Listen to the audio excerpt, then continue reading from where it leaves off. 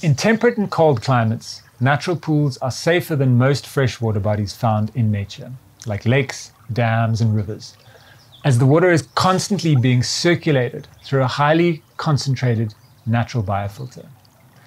However, this is provided that A, the water temperature does not exceed 27 degrees Celsius or 81 Fahrenheit, and B, there are not loads of people swimming in the water all the time, such as in a public swimming pool.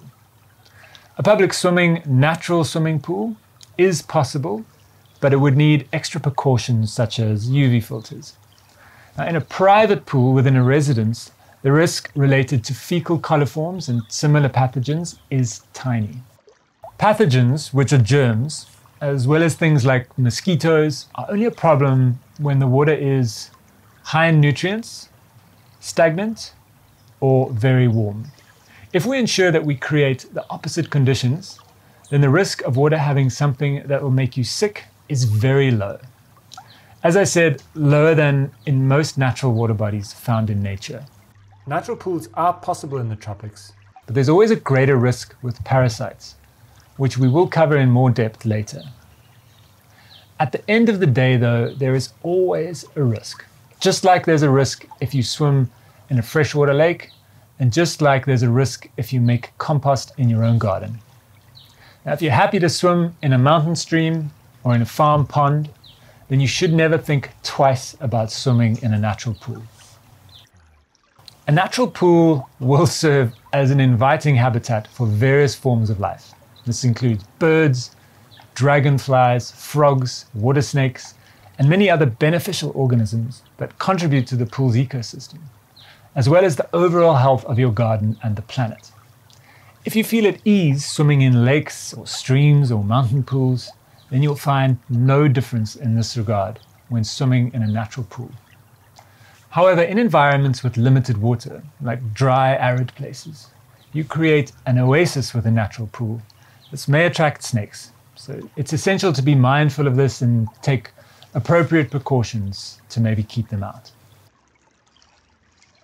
Natural pools are highly effective at preventing the presence of mosquitoes for several reasons. Firstly, mosquito larvae require still and stagnant water for breeding, but natural pools are dynamic water bodies, constantly in motion.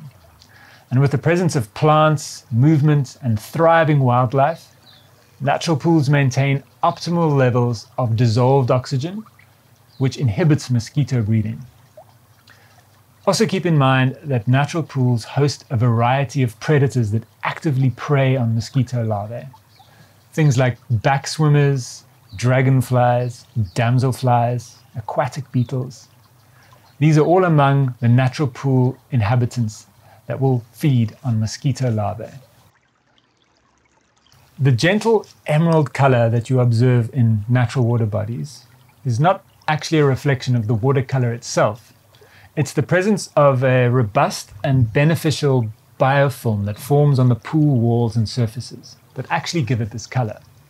The water, in fact, remains crystal clear. And it's worth noting that if the pool surfaces are white, this is far more evident. And if it's gray or black, it becomes less evident.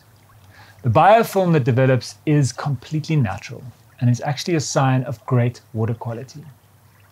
You might occasionally see pictures on social media of natural pools with pristine blue water that looks like a chlorine pool.